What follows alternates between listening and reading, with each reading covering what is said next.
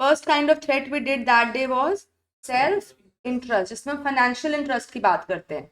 उसके बाद हमने दूसरा किया था सेल्फ रिव्यू, मतलब मेरा ही किया हुआ काम अगर आप मुझे ही अपॉइंट कर लोगे as an auditor to check, so there are chances I am not able to disclose my weaknesses. So independence can be lost. Third was advocacy threat, where I am only taken as a client's advocate. जहां मैं उसकी side लेने के लिए मुझे appoint किया गया है, तो मैं उसकी वीकनेसेस कैसे बताऊंगी, मैं तो हमेशा उसको डिफेंड करूंगी. Next, when people in the client zone are known to me, they are so close having relationship with me in any of the form that it is assumed that I may not be independent. Last one was जब डरा धमका के हम उससे काम निकलवाएं कि भाई या तो तू हमारे हिसाब से ऑडिट करो, या फिर इस तरह का ओपिनियन दो, या अपनी स्कोप और कवरेज कम करो. तो जब मुझे अपने ही प्रोफेशन के साथ कॉम्प्रोमाइज करने के लिए धमकाया जाए, तो वहां पर मैं इंडिपेंडेंस ऑब्टेन मेंटेन नहीं कर पाऊंगी. इन सारे केसेस में जहां जहां मेरे को थ्रेट लगे कि मेरा independence will be affected, what shell I do? Refuse such audit. Is that clear? And if I accept such audit, try to avoid unethical behaviors. Is that clear? Okay, next heading for today.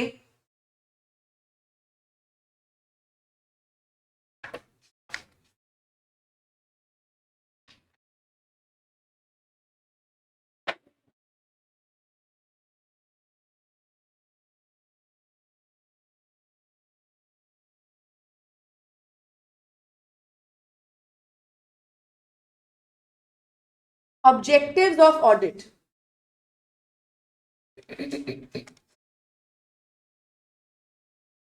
Objectives of audit.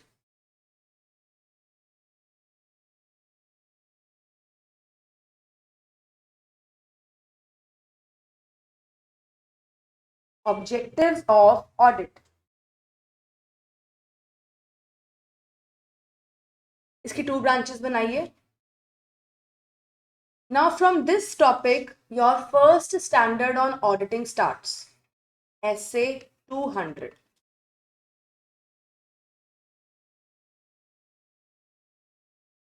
हाँ जी, इसका numbering यहीं से शुरू होती है, 200. First standard on auditing, essay 200.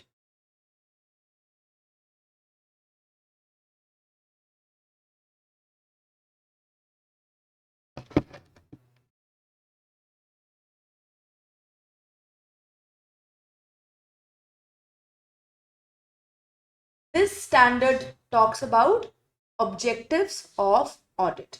यानी basically जो audit का बेस, इसके प्रिंसिपल्स, ऑडिटर का स्कोप और कवरेज क्या है, ऑडिटर ने क्या क्या काम करने हैं, किस पर्पस से ऑडिट करना है, ये सारा कुछ किस स्टैंडर्ड में लिख दिया गया है? ऐसे 200 में. और अगर ऐसे 200 में बेटा लिख दिया है तो मुझे उसी दायरे में रहना है. And that is also giving me protection, because मैं उतना ही काम कर रही हूँ जितना मेरे को आईसीआई के स्टैंडर्ड ने बताया हुआ है. तो मेरी प्रोफेशनल ड्यूटी उसी के इर्द गिर्द घूमेगी.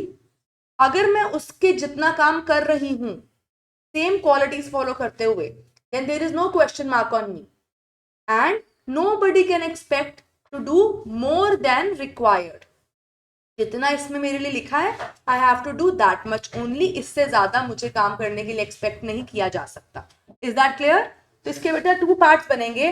पहला आएगा primary objective,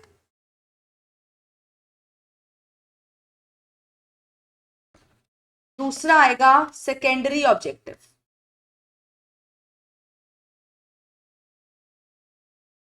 primary objective and secondary objective.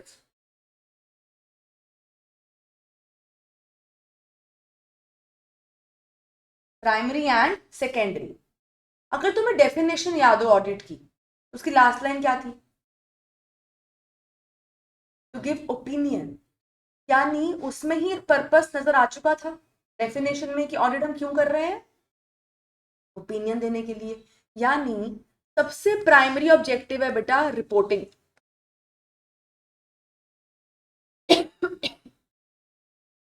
Primary objective of audit is reporting. As per SA 200,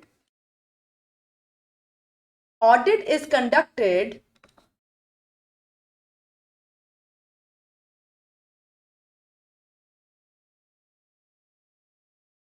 to express an opinion on financial statements. ठीक है, तो क्योंकि हमें अपने डेफिनेशन में ही पता है कि हमारा मेन ऑब्जेक्टिव उसी में से नजर आ गया, that I have to express an opinion on financial statements, हमने किया था ना, whether it is giving me true and fair view और नॉट। और ट्रू एंड फेयर व्यू के लिए, ट्रू एंड फेयर व्यू के लिए कौन कौन से पॉइंट देखने थे कि they are prepared as per standards on accounts, they are prepared as per the regulations, as per the FRF, ये सब पॉइंट करें। तो अगर मेरा मेन पर्पस ही यही है कि मेरे को एक ओपिनियन देना है कि फाइनेंशियल स्टेटमेंट्स एज पर दी रेगुलेटेड एफआरएफ बने हुए हैं या नहीं, it means my primary objective of doing an audit is to report on the health of financial statements. Is that clear? So which is my primary objective? Reporting, that's all. To express an opinion.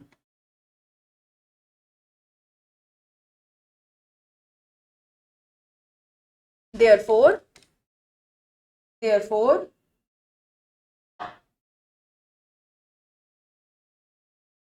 the auditor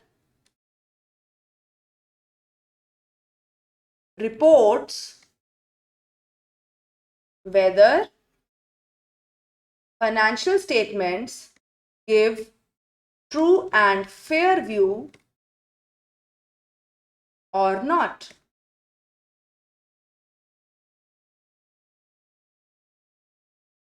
Financial statements give true and fair view or not.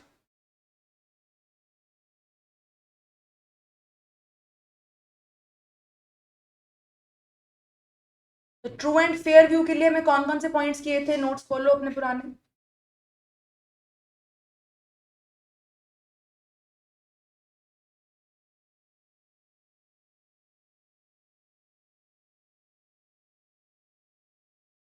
Financial statements shall comply with accounting standards.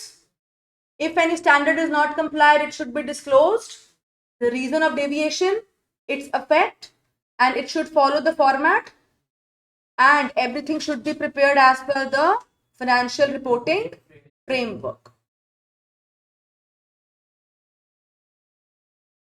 Acceptable accounting policies and as per the relevant regulations. और इन सब के लिए मेरे को ये भी देखना था कि all material item should be disclosed, but क्या मैं एग्जैक्ट बता पा रही थी? Ultimately what I had to achieve, reasonable assurance, reasonable assurance लिखवाई थी टर्म। अल्टीमेटली ऑडिटर ने क्या अचीव करना है, एक reasonable assurance that all these statements have been prepared as per these principles and they give me true and fair view. Is that clear? तो हमें क्या चाहिए बेटा, रीजनेबल अश्योरेंस। सारे पॉइंट्स लिखे थे, नोट्स कंप्लीट है ना अभी तक के?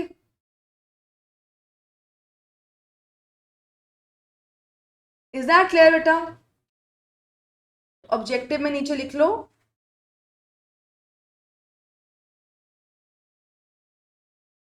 therefore while auditing, the auditor has to ensure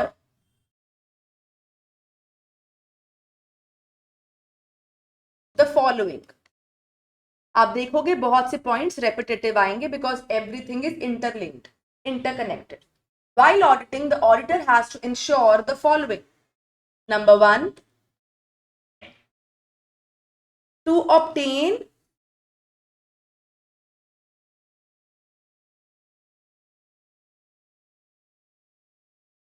reasonable assurance about whether the financial statements are free from material misstatements.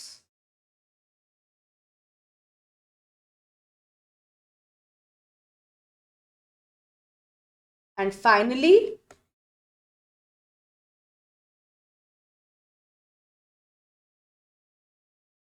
reaching to an opinion that they have been prepared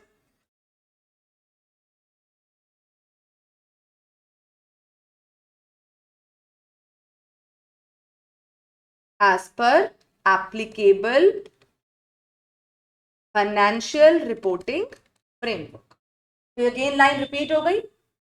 auditor का main objective क्या है कि वो एक reasonable assurance लेकर आए कि जो फाइनेंशियल स्टेटमेंट्स है वो ट्रू एंड फेयर व्यू दे रही हैं. ट्रू एंड फेयर व्यू कैसे देंगी? When they are free from material misstatements. कोई ऐसी मेजर गलतियां नहीं हो रही कि अगर वो गलती ना हुई होती तो डिसीजन कुछ और होते. Clear?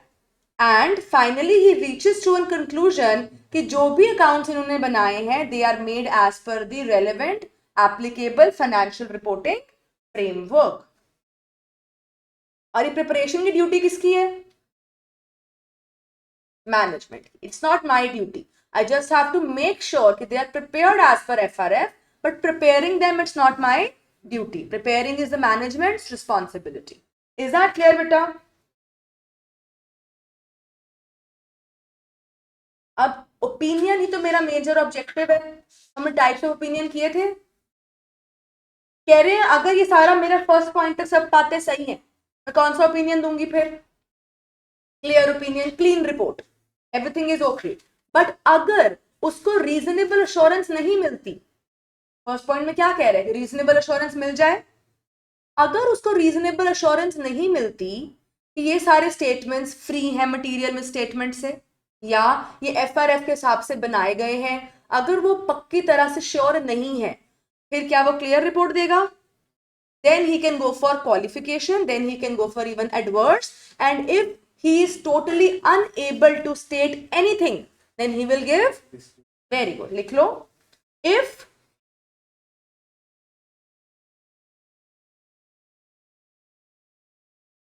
reasonable assurance cannot be obtained and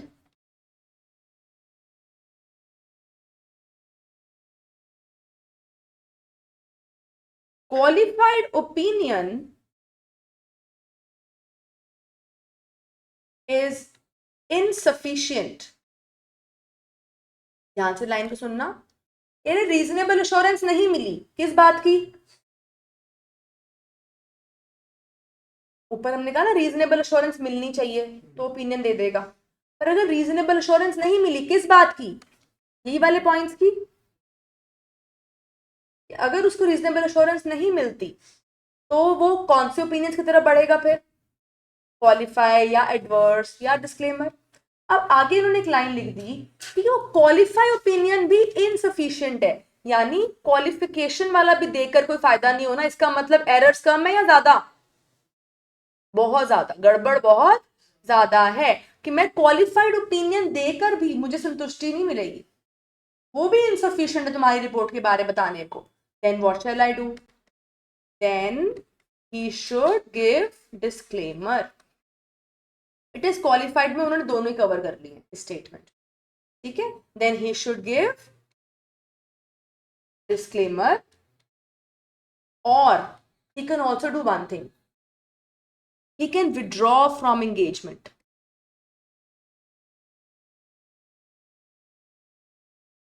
अगर उसको बहुत रिस्की लग रहा है तो he can withdraw from engagement. इस तरह के ऑडिट में जहां मुझे कोई एविडेंसेस ही नहीं मिले, मैं कुछ बता ही नहीं पा रही, तो डिस्क्लेमर तो चलो मैं दे दूंगी, पर ultimately it is of no use. तो it's better I don't do this audit, I withdraw from this. तो डिस्क्लेमर का एंड क्या आता है? लास्ट, जब आप अपनी रिपोर्ट भी बनाना नहीं चाहते, when you are not willing even to give a report. देखो डिस्क्लेमर तो तब आएगा ना जब आप रिपोर्ट दे रहे हो कि भाई मैंने सारा कुछ देखा, स्टिल मैं अनएबल हूं to reach to any conclusion, I disclaim it. But अगर आपको ये भी लग रहा है कि डिस्क्लेमर देकर भी संतुष्टि नहीं मिलने वाली, स्टिल मुझे मन में लगेगा कि मैंने कोई काम ऐसा पकड़ लिया जो मेरे को बाद में प्रॉब्लम में लेकर आए, तो it's better you withdraw from such engagement. Is that clear? This all is mentioned in which standard? Essay 200.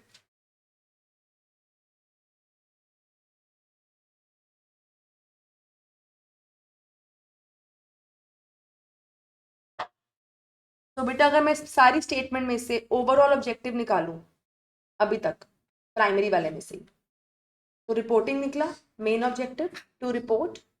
Report करने के लिए मुझे कई चीज़ों तक पहुंचना पड़ेगा, क्योंकि मुझे रिपोर्ट तैयार करनी है ना। अब सपोज डॉक्टर ने एक आपकी बॉडी की रिपोर्ट देनी है कि बताओ उसकी हेल्थ कैसी है, तो रिपोर्ट उसका मेन ऑब्जेक्टिव है। पर क्या रिपोर्ट देने के लिए वो आपकी बॉडी का सब कुछ चेक नहीं कर लेगा? तो इसीलिए checking of the body internal profile becomes secondary objective, क्योंकि उसने रिपोर्ट तैयार किस पे करनी है? आपकी बॉडी पे। सिमिलरली इस ऑडिटर ने मेन पर्पस है रिपोर्ट देना, पर रिपोर्ट देना किस पे है? फाइनेंशियल स्टेटमेंट्स पे। तो क्या फाइनेंशियल स्टेटमेंट्स को डीपली चेक कर लेना भी मेरा ऑब्जेक्टिव ना हो गया? राइट? यानी मिस स्टेटमेंट्स को ढूंढना भी मेरा एक ऑब्जेक्टिव हो गया। राइट? तो कह रहे हैं ओवरऑल ऑब्जेक्टिव में क्या क्या आ जाएगा? पहला तो आ जाएगा रिपोर्टिंग। दूसरा रिपोर्ट किस चीज का? कि the accounts are giving me true and fair view. For this I have to see कि रीजनेबल अश्योरेंस मिल रही है नहीं as per the FRF. So what is my overall objective now? To report. Second, to obtain reasonable assurance about the financial statements are free from material misstatements. Third, they are prepared as per FRF. And fourth, to communicate all these things to the management. Right or wrong? ये बातें सारी हमने बतानी किसको? Ultimately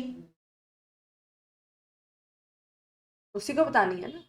तो फिर मेरा एक और ऑब्जेक्टिव इसमें से निकल कर क्या आएगा? चाहे ऐसे 200 में नहीं भी लिखा, but is it not presumed कि ये चीज होगी ही? अब कोई उसमें नहीं लिखी हुई ये चीज, पर उसके बिना क्या ये कंप्लीट होगा? अब अगर हम एक डॉक्टर को बोल रहे सर आपने रिपोर्ट बनानी, अब वो रिपोर्ट उसका मेन ऑब्जेक्टिव है, पर उस ऑब्जेक्टिव के लिए उसने सारे टेस्ट करा लेने हैं। क्या वो सारे टेस्ट वहां लिखे हुए थे? नहीं, उसने खुद ही कराता जा रहा है। वो क्यों? वो कोई भी डाउट छोड़ना नहीं चाह रहा अपनी फाइनल रिपोर्ट देने से पहले तुम्हारी बॉडी के ऊपर, तुम्हारी हेल्थ के ऊपर। वो सारे टेस्ट जो उसने कराए, चाहे कहीं मेंशन नहीं थे, पर क्या ये अंडरस्टूड सी बात है कि सारे टेस्ट होंगे ही तो ही रिपोर्ट आएगी? अंडरस्टूड सी बात है। सिमिलरली ऑडिटर का मेन ऑब्जेक्टिव है ओपिनियन देना, इसलिए रिपोर्ट करना। तो रिपोर्ट किस पे करने जा रहा है वो? फाइनेंशियल स्टेटमेंट्स की हेल्थ पर। तो क्या फाइनेंशियल स्टेटमेंट का एक एक एस्पेक्ट चेक होगा? ये अंडरस्टूड नहीं है? क्या ये एक एक चीज लिखने की जरूरत है? नो। तो all those things are understood. उसको यहां पर ऐसे में लिखने की जरूरत नहीं है, क्योंकि मेन रिपोर्ट तैयार करने के लिए मुझे वो सारे काम करने ही पड़ने हैं। Is that clear? अब सपोज आप लोगों का मेन ऑब्जेक्टिव क्या है? To become a CA. बोलेंगे ma'am primary objective is to become a CA. पर सीए बनने के लिए क्या ये कोर्स करने जरूरी नहीं है? फाउंडेशन, इंटर, फाइनल, क्या ये सब्जेक्ट्स पढ़ने जरूरी नहीं है? क्या मुझे सेपरेटली लिख के देना पड़ेगा कि ये सब्जेक्ट करोगे तो सीए होगी? No, that becomes understood, that becomes part of it, because your main objective is to clear. तो क्या मुझे बताना पड़ेगा कि आपको ट्रेनिंग भी करने जाना है? मुझे लिख कर देने की जरूरत नहीं है। That is understood, that is part of it. Is that clear? और अगर सब्जेक्ट्स पढ़ने हैं तो आपको क्लासेस लेनी होंगी, दैट ऑल्सो बिकम्स अंडरस्टूड। मुझे एक एक पॉइंट लिखने की जरूरत नहीं है, बिकॉज वो चीज अचीव करने के लिए ये सारी जर्नी बन जाती है। Is that clear? तो ऑडिटर का मेन पर्पस है रिपोर्ट, वो लिख दिया हमने। पर रिपोर्ट तभी बनेगी ना जब ये जर्नी होगी। अब वो जर्नी लिखने की जरूरत तो नहीं है मेरे को। Is that clear?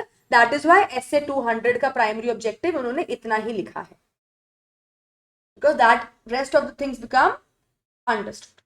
Is that clear? Now coming to secondary objective.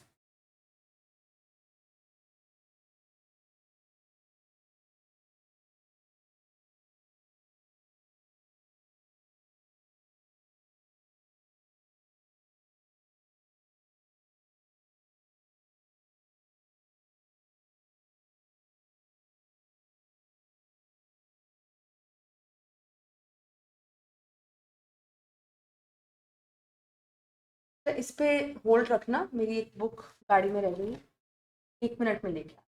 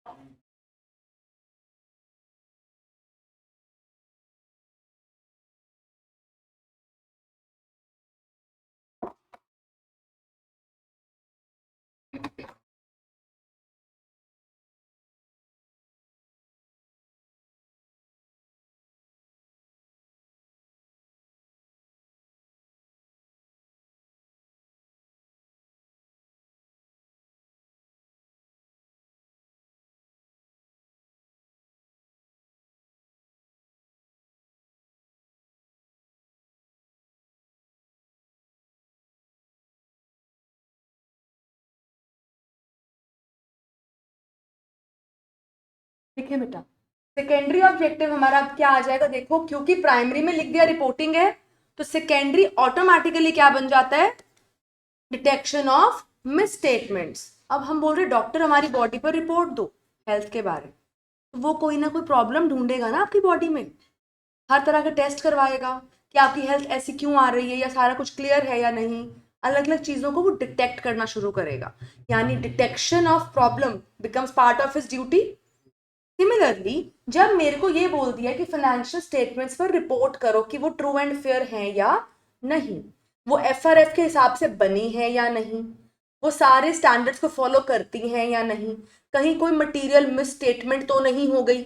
अब ये सब ढूंढने के लिए क्या मेरे को गलतियां भी ढूंढनी पड़ेंगी? Do I have to detect misstatements? So automatically it becomes my secondary objective. But what is the reason behind putting them in secondary zone? Primary होता है मेन ड्यूटी, सेकेंडरी होता है उतना जरूरी नहीं है, कर लेंगे हम। इसका मतलब आईसीएआई ने हमें एक प्रोटेक्शन दी है, बहुत इंपॉर्टेंट बात है ये। मैंने आपको फर्स्ट लेक्चर्स में बताया था कि जब हम ऑडिट करते हैं we go for sample techniques, क्योंकि हम लोगों को आप एक पूरे ईयर का ऑडिट करने के लिए बुला रहे हो ईयर एंड पे, जिसमें हमें जो चेकिंग पीरियड दिया जा रहा है वो कम है। आप मेरे को पूरे मार्च तक के अकाउंट्स आप मेरे से चेक करवाने वाले हो and you are giving me 10 days to report. तो क्या 10 days में मैं सब कुछ चेक कर पाऊंगी डिटेलिंग में? ये पॉसिबल नहीं है। इसीलिए आईसीआई ने बोला कि आप लोग ऐसा करना, सैम्पलिंग करना अलाउड है। इसका भी एक स्टैंडर्ड है 500 सीरीज में, तो कहते हैं आप सैंपल कर लिया करो। जब मैं सैंपल लेती हूँ तो few of the months I ignore and few of the months I check. अब this can be a chance कि जो मंथ मैंने चेक किए वो सारे ठीक निकले, और this can be a chance कि जो मंथ मैंने चेक नहीं किए वो गड़बड़ निकले, हो सकता है ना कुछ भी। इसका मतलब क्या मैंने अगर जो सैंपल में मंथ नहीं लिया उसमें कोई गलती आ गई, will I be responsible for that? क्योंकि मैंने अपना सारा काम एज पर द रूल्स किया है। फिर भी इतनी कॉन्शियसनेस होने के बाद भी, इतनी अलर्टनेस के बावजूद अगर कोई एरर मुझसे मिस हो जाए, कोई गलती मैं डिटेक्ट ना कर पाऊं, क्या मुझ पर कोई एक्शन हो सकता है? नहीं। ये चीज की प्रोटेक्शन मेरे को किसने दी है? ऐसे 200 ने। कल को अगर कोई भी मिस स्टेटमेंट मिली, मैंने ऑडिट कर दिया हुआ है, बाद में एक मिस स्टेटमेंट सामने आई, then this standard can give the auditor protection that please look, material misstatement की डिटेक्शन ऑडिटर का सेकेंडरी ऑब्जेक्टिव है, प्राइमरी नहीं। मतलब अगर रिपोर्ट तैयार करने की जर्नी में एरर सामने आ गए तो वो रिपोर्ट करना मेरी ड्यूटी है, पर अगर एरर ढूंढने के लिए बोलो कि सारा तुम पीछे ही लग जाओ, एरर ढूंढ के लाओ, वो मेरी ड्यूटी नहीं है। Is that clear? So it clearly says auditor is a watch dog, he is not a blood hound। कह रहे हैं जो ऑडिटर है ना वो एक ऑब्जर्वेशन, ध्यान रखने वाला डॉग है। हम रखते हैं ना अपने घरों में, कोई चोर आ जाए तो भौंक देना, हमें पता लग जाएगा, ऐसा ही होता है। पर एक डॉग होता है शिकारी, उसको हमने स्मेल करा देनी है, वो उसको ढूंढ के निकाल कर लाएगा कहीं से भी। समझ रहे हो? तो हमारा रोल कौन सा है? ब्लड हाउंड का, शिकारी डॉगी का, या वॉच डॉग का? Watch dog. रास्ते से गुजरते हुए कोई गलती आंखों के आगे आ गई तो I will note it down, पर मैं गलतियां ढूंढने नहीं निकल जाऊंगी। डिफरेंस समझ में आ गया? लॉजिक समझ में आ गया? तो ये प्रोटेक्शन हमको आईसीआई ने दी है, बिकॉज आईसीआई नोस कि सीएस जब ऑडिट करने जाते हैं दे हैव लिमिटेड टाइम, एक एक गलती वो ढूंढ नहीं पाएंगे, तो बाद में गलतियां निकल सकती हैं, और निकले तो आप उनके ऊपर एक्शन करोगे तो सारे सीए तो इस टाइम अभी पनिशमेंट में होते। You got my point? इसीलिए उनकी ऑब्जेक्टिव में पॉइंट डाल दिया that detection of miss statement is my objective but it is not my primary one, it is my secondary. चलते फिरते जर्नी ऑफ द ऑडिट में कोई एरर आ गए, I will report it, but I am not here with an intention to find out errors. Is that clear? Therefore, ultimately, ध्यान रखना इस चीज को, बहुत इंपॉर्टेंट लाइन है, prevention, detection and correction. Prevention, detection, and correction of misstatements is prime responsibility of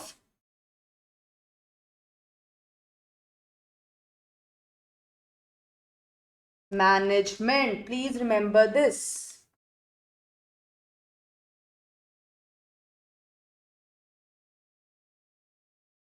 error को होने से रोकना, एरर हो जाए तो ढूंढना, ढूंढ लिया तो उसे ठीक करना किसकी ड्यूटी है? हमारी duty. During the journey, see my duty is to report on the opinion. If in this journey I come across some of the misstatements, then I will report it. But don't expect me to go and detect misstatements. Is that clear? मैं वहां पे गलतियां ढूंढने नहीं आई हूं, तुमने जो काम किया बस उसके ऊपर एक टिप्पणी देने आई हूं कि राय मेरी क्या है। Ultimately PDC, prevention, detection and correction, किसकी ड्यूटी है? मेरी ड्यूटी नहीं है। If I come across any misstatement, yes, I will report it, right? But I am not here to become a bloodhound कि भागो पीछे गलतियों के। No, I am there to be a watchdog. Is that clear बेटा? इसमें हम लिखेंगे नीचे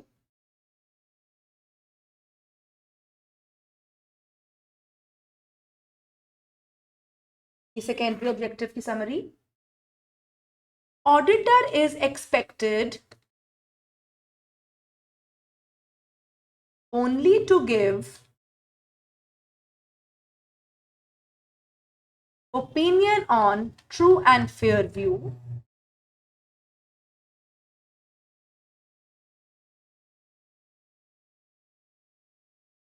for which he has to ensure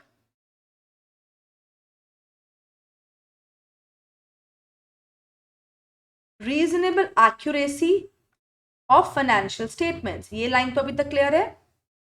ये स्टेटमेंट तो पुरानी लिखी मैंने. ऑडिटर से हमने एक्सपेक्ट क्या किया है? ओपिनियन बता बेटा ट्रू एंड फेयर व्यू पे. पर उसके लिए मुझे क्या चाहिए? मेरे को कुछ जर्नी में तो जाना पड़ेगा ना कि फाइनेंशियल स्टेटमेंट्स ठीक से बने हैं नहीं, तो उसको उसकी रीजनेबल एक्यूरेसी देखनी पड़ेगी.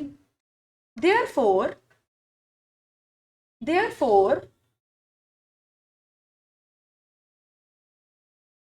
it becomes incidental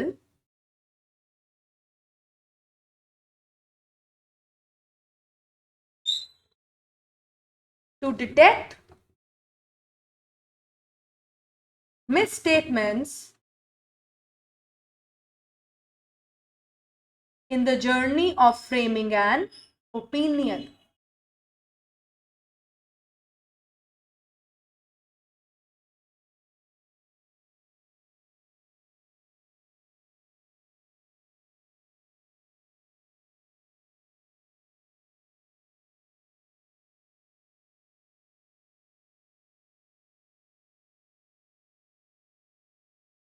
यहाँ तक बात क्लियर हुई? कह रहे ऑडिटर से हम ये एक्सपेक्ट कर रहे हैं कि बेटा ट्रू एंड फेयर व्यू पे आके ओपिनियन दे, रिपोर्ट बना. अब उसको करने के लिए उसको फाइनेंशियल स्टेटमेंट्स चेक करनी पड़ेंगी. चेक करेगा तो ये एक अंडरस्टूड सी बात हो जाती है कि उसको गलतियां ढूंढेगा तो बताएगा ना कि गलत नहीं है. देखने तो यही जगह गलत है कि नहीं. अब वो ढूंढते ढूंढते अगर कोई मिसस्टेटमेंट जर्नी में सामने आ गई तो उसको उसे क्या करना चाहिए? रिपोर्ट. अगर नहीं आई तो उसकी जिम्मेदारी नहीं है, provided he has followed all the principles. कल को वो काम ही ठीक से ना करे, अपना सैंपल के तौर पर सिर्फ 2 महीने की एंट्रियां चेक करके आ जाए तो थोड़ी तुम्हें ऐसे प्रोटेक्शन देगा. समझ रहे हो? सैंपल भी उन्होंने अलाउ किया है, but take an appropriate value of samples ना. पूरे साल का अकाउंट चेक करना है, आप कम टाइम में फीस लेकर उनसे आ गए, काम आपने ठीक से किया नहीं, तो क्या आपको ये ऐसे प्रोटेक्शन दे देगा? This essay will protect you only if auditor has followed all the principles of auditing, all his duties diligently. अगर मैंने अपना सारा काम ठीक से किया है, मेरे पास उसके डॉक्यूमेंट्री एविडेंसेस हैं, मैंने जितना काम चेक किया बिल्कुल ढंग से किया, मैंने प्रॉपर टाइम लगाया, अपने पास पूरे वर्किंग पेपर्स मेंटेन रखे, उसके बावजूद, मेरे इतने एफर्ट के बावजूद कोई एरर मुझसे मिस हो गया, then this SA will protect me. Is that clear? Is that clear? तो यहां नीचे लिखो thereby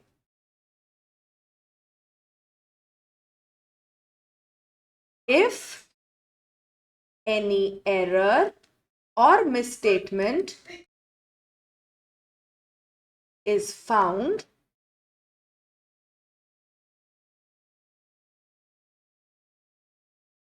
he must communicate it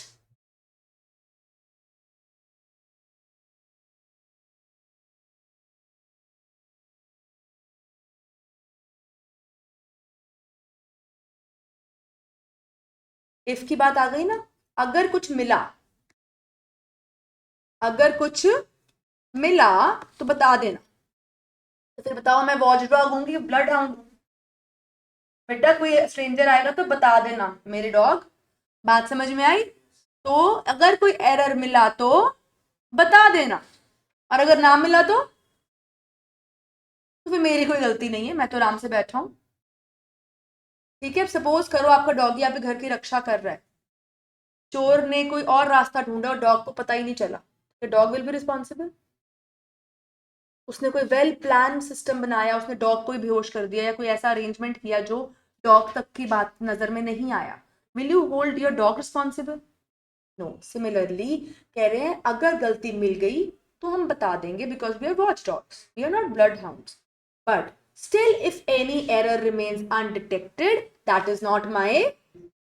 ठीक है, तो आगे लिखोगे provided I follow all the standards principles diligently. मैं अपनी ड्यूटी में केयरलेस नहीं हो सकती। ठीक है, अगर मैं अपनी ड्यूटी केयरफुली कर रही हूं फिर भी कोई गलती रह गई है तब मुझे माफी है। बात समझ में आ गई? लिखो however if any error remains undetected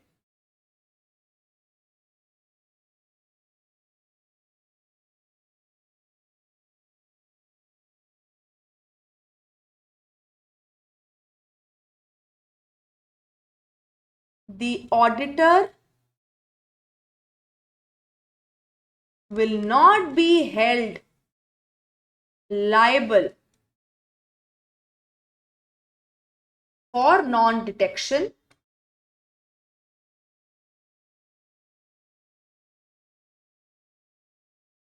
provided, ये कंडीशन लग गई, provided what? हाँ, the audit is performed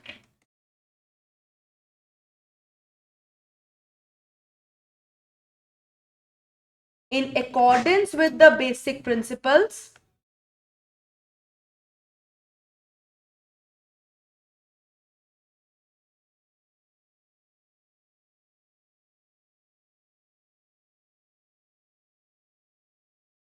governing an audit.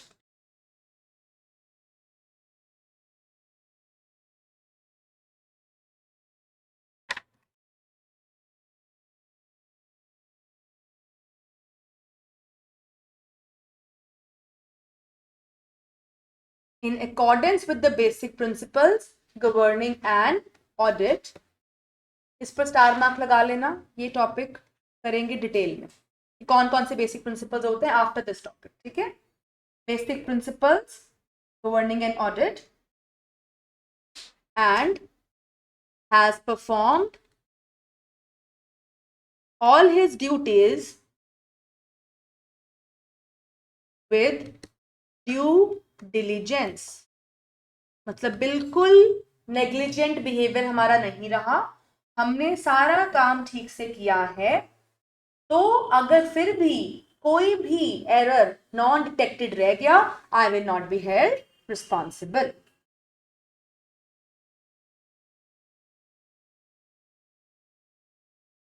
ठीक है, और अगर कोई एरर आ गया तो उसको कम्युनिकेट भी करना है और ढंग से अपनी रिपोर्ट में डिस्क्लोज भी करना है।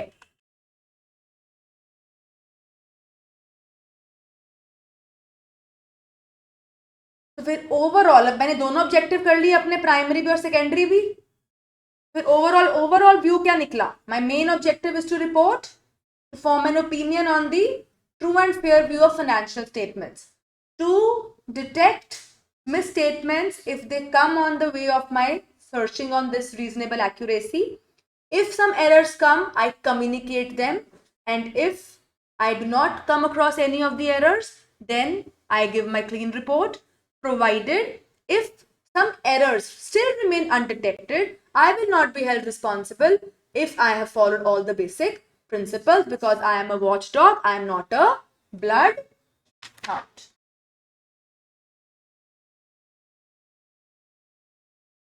ये जो स्टेटमेंट आई थी ना, I am a watchdog not a blood hound, this has been given under a case. हमारा एक रिमार्केबल केस रहा हुआ है सीएज में, Kingston Cotton Mills limited.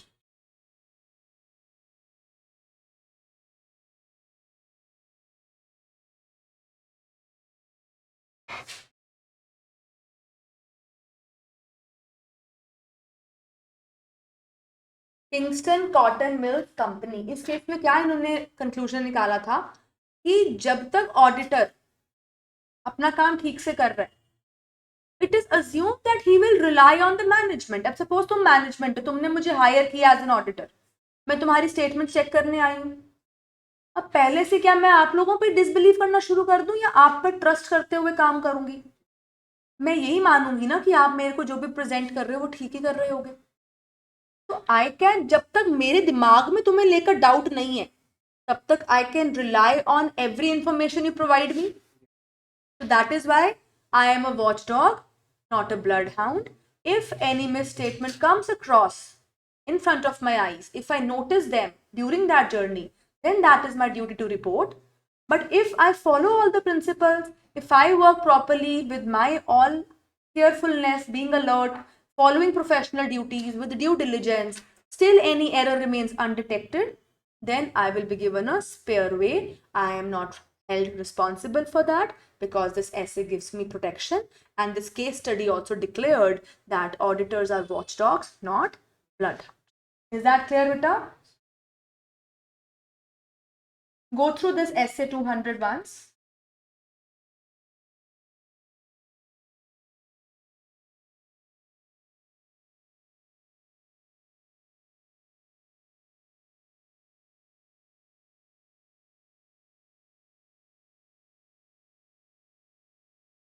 Then we'll read from the book.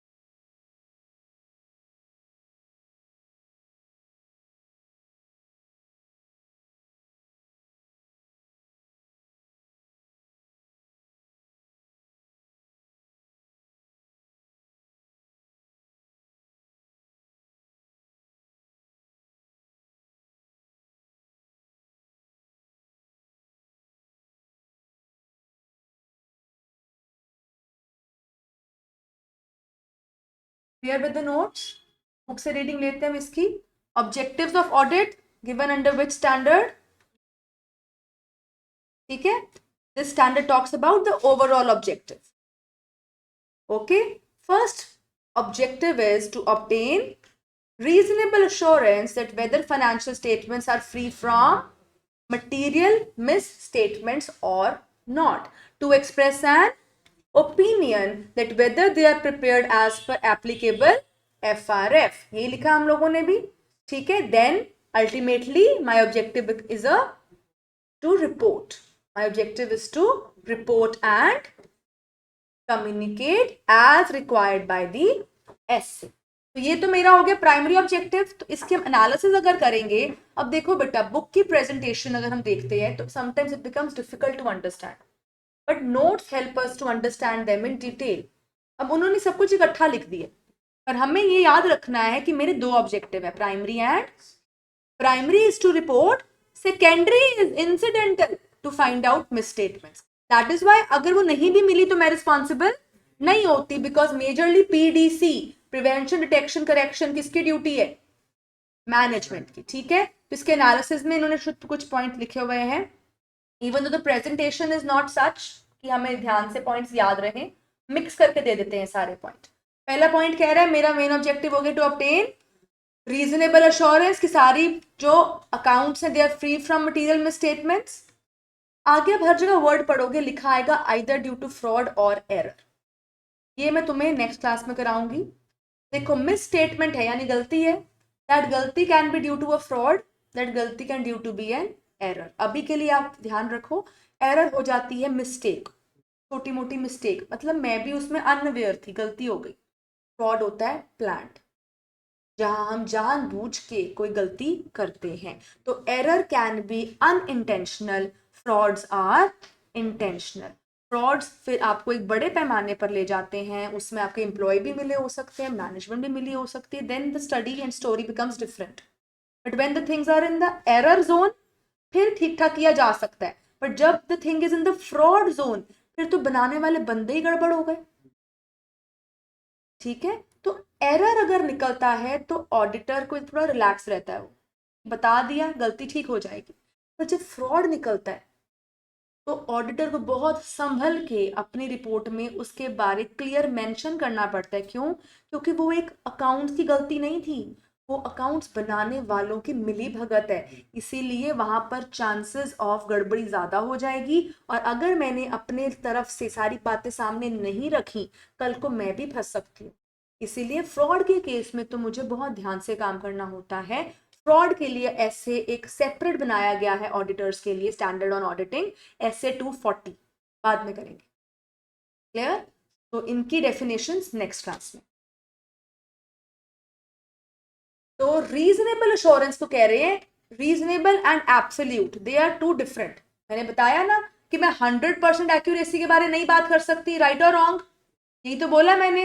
Absolute मतलब, but this reasonable means approximate, कि मैंने जितना चेक किया that is giving me a good idea. तो कह रहे हैं आपने एब्सोल्यूट अश्योरेंस नहीं हासिल करनी, obviously because I am not checking the all accounts. मुझे कौन सी अश्योरेंस हासिल करनी है? रीजनेबल. एब्सोल्यूट होती है कंप्लीट गारंटी, और reasonable is not a complete guarantee. Is that clear?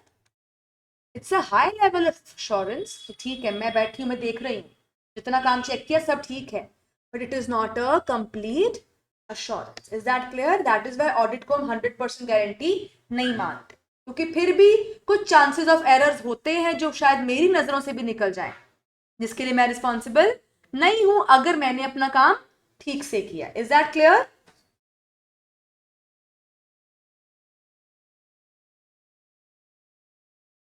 कह रहे हैं अगर हम समझे बात को तो ऑडिटर अपने सारी स्किल्स लगा रहा है, ऑडिटर सारा कुछ स्टैंडर्ड्स के हिसाब से कर रहा है, ऑडिटर अपनी प्रोफेशनल ड्यूटी ढंग से कर रहा है. जब वो ये सारे काम कर ही रहा है तो वो एक अच्छे लेवल ऑफ अश्योरेंस तक पहुंच जाएगा, पर वो कंप्लीट अश्योरेंस नहीं दे सकता क्योंकि वो सारी एंट्रियां चेक नहीं कर रहा. Is that clear? तभी हमने ऑडिट के स्टैंडर्ड में ही लिख दिया है कि भैया हम रीजनेबल अश्योरेंस देंगे, 100% गारंटी हमसे ना मांगना, हमसे भी गलती हो सकती है, कुछ चीजें छूट सकती हैं. Is that clear? Next objective, misstatements in financial statements can occur due to fraud और एरर और बोथ. फ्रॉड से भी हो सकता है, एरर से भी हो सकता है, या दोनों से भी हो सकता है. पर ऑडिटर ने सिर्फ एज अ होल देखना है, as a whole, overall financial statements are free from material misstatements. Is that clear? समझ में आ गया? In totality, effect of misstatements in totality. ये नहीं कि एक एंट्री आ गई तो उसके बारे में बोलना शुरू कर दिया, इन totality. Next, third, obtaining reasonable assurance are free from material misstatements enables him to express an opinion as per the FRF, and that has to be given in the form of a written report. इसके मेरे 4 main objective फिर क्या आ गए? Obtain reasonable assurance. Giving this leads to me forming an opinion. to report regarding the audit findings, and then I communicate this as per the standards on audit. Is that clear? अब हमने इतना कुछ extra लिखा, क्या book में है? कितना कुछ लिखा, क्या वो सारा कुछ कनेक्टेड नहीं? अगर मैं सिर्फ बुक से इतना पढ़ लूंगी, क्या मेरे को राइट इंफॉर्मेशन समझ में आ जाएगी? डेप्थ में समझ में आ जाएगा सिर्फ बुक से पढ़ने से? तो notes are very important. Always learn from the notes, then give a reading from the book. Is that clear?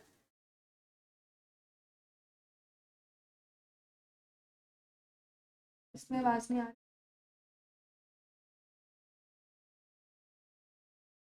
Students नहीं थे तो मैंने नहीं रिकॉर्डिंग का कोई लिंक. हाँ जी बेटा, objectives clear? Go through the objective once in the book.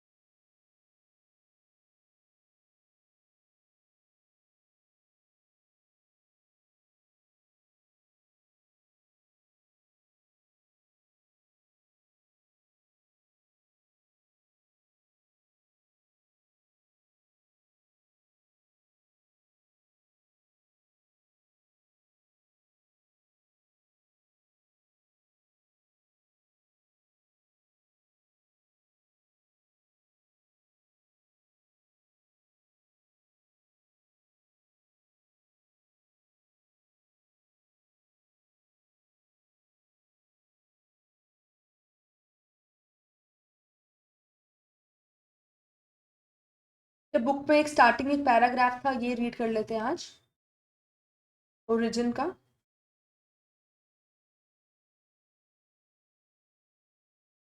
Origin of auditing, ये बुक से करेंगे. आज हमने ऑब्जेक्टिव्स फिनिश किए. नेक्स्ट क्लास में कराऊंगी बेसिक प्रिंसिपल्स एंड क्वालिटीज. ठीक है, ओरिजिन रीड करते हैं. कह रहे ऑडिट ना कोई ऐसा नहीं है कि इस जनरेशन में या इस जमाने में ही होना शुरू हुआ है. बेसिकली ऑडिट का मीनिंग हमने क्या किया था? अगर जनरल इंग्लिश वर्ड करें तो चेक करना, एग्जामिन करना कि ये हुए काम को एक बार ही देख लेना, उसे ऑडिट कहते हैं. तो कह रहे हैं ये तो हमारा सदियों से चलता आ रहा है. जब हमारे रिलीजियस टाइम्स थे, जो महाभारत एरा, उन सब वक्तों में भी होता रहा है. कह रहे हैं कौटिल्याज अर्थशास्त्र, उसमें भी ऑडिट का रेफरेंस दिया गया है. क्योंकि ऑडिट जो वर्ड बना है ना, it is made from the word audire. Audire का मतलब होता है टू हियर. टू हियर, आप लोग बोलते हो ना ma'am am I audible, word use करते हो कि क्या मेरी आवाज सुनाई दे रही है. तो ये ऑडी, ऑडिबल, ऑडिट, ऑडियर, ये सारे वर्ड्स एक से जुड़े हुए हैं. तो they mean to hear. To hear मतलब किसी की बात सुनना. किसी की बात सुनने का क्या मतलब है? कि वो आपको कुछ आपके बारे में बता रहा है, तो आप उसकी बात सुन रहे हो. वो आपको कुछ रिपोर्ट करने आ रहा है, वो आपको कुछ बताना चाह रहा है, कोई गलती के बारे, कोई करेक्शंस के बारे, तो आप उसको सुन रहे हो. या आपको कोई राय देना चाह रहा है, ओपिनियन, आप उसको सुन रहे हो. राइट और रॉन्ग, कह रहे हैं कोई नई बात नहीं है, ये तो सदियों से चलता आ रहा है. ठीक है, तो let's start reading. Before we get to understand the meaning of auditing, let's travel back. It also existed even in ancient times, including India. इसकी रेफरेंस कौटिल्य अर्थशास्त्र में 4th सेंचुरी में भी दी गई है. Concepts of periodical checking and verification existed even in those times. जैसे आप लोग कहीं जाके मंदिरों में, वहां मॉन्यूमेंटल स्ट्रक्चर्स में चीजें लिखी गई हुई है. कह रहे वहां हमारी हिस्ट्री में है कि उधर भी काम चेक किया जाता था. The word audit originates from Latin word audire meaning to hear. Auditors used to hear the accounts to check that employees were not careless and negligent. अच्छा, आपने इतनी पुरानी पिक्चरें देखी, उसमें राजा महाराजा बैठते हैं, उनका एक वजीर होते हैं, मुनीम होते हैं, खाते बनाते हैं, उनके साथ मीटिंग होती है कि नहीं होती? जब मीटिंग होती है तो राजा क्या उस अकाउंटेंट जो सारा उसका खजाना संभालता है उससे पूछता नहीं है कि कितने पैसे कलेक्ट हुए, कहाँ कहाँ पैसे खर्च हो रहे हैं, कहाँ से टैक्स आया, कहाँ से खर्च किया गया? तो क्या these things are not shown to us, दिखाई गई हैं? तो क्या वहां पर एक दूसरे से अकाउंट्स का हिसाब लिया जाता था, चाहे ओरली? राइट, तो लिख रहे हैं हम सिर्फ ये देखने के लिए कि मेरे एम्प्लॉयज कहीं केयरलेस और नेग्लिजेंट तो नहीं, तो हम उनसे खाते सुनवाते थे। ठीक है, coming to more recent history, first auditor general of India was appointed in British India in 1860, who had to do both accounting and auditing functions. Later on, Office of Auditor General was given statutory regulation. तो जो हमारा आजकल सरकार का जो audit body है that is CAG, CAG, controller and auditor general of India, CAG। ये सारे बेटा जो CAG होते हैं ना, होते हैं इसके अंदर मेंबर्स जो होते हैं वो हम CAG होते हैं, but this is a body. This body conducts audit procedures on government frames, government actions, government arrangements, government policies.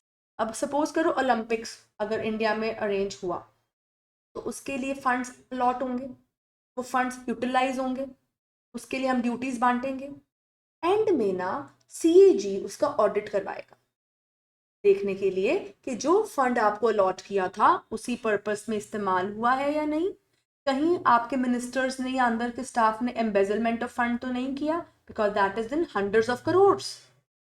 तो हमने कहीं अरेंजमेंट में कहीं चूक तो नहीं रह गई, उसका ऑडिट किया जाता है, तो CAG करता है उसका ऑडिट। Is that clear? ठीक है, it's an independent constitutional authority responsible for auditing what? Government receipts and expenditure. So why we have made this independent body? ताकि जो गवर्नमेंट है, government is a public figure, उसके पास public का पैसा है, तो government is accountable and answerable to the public कि वो पैसा कहाँ खर्च रहा है। तो हमारी गवर्नमेंट कहीं फ्रॉड ना निकले, हम उसका ऑडिट करवाते हैं थ्रू विच बॉडी? CAG। और CAG में मेंबर्स कौन होते हैं? हम CA होते हैं, ठीक है, सीनियर वाले, राइट। देन उसके बाद कह रहे हैं 1949 के एक्ट में institute of chartered accountants establish हुआ था for making this profession more regulated. Is that clear? Any doubt in this? अच्छी तरह गो थ्रू कर लो, कोई प्रॉब्लम है तो बताओ। मीनिंग भी एक बार बुक से अच्छे से पढ़ लो, मैंने उस दिन पढ़वाया था वैसे, एक बार गो थ्रू कर लो मीनिंग, ओरिजिन, और फिर हमने किया है objectives from the book. Read them once.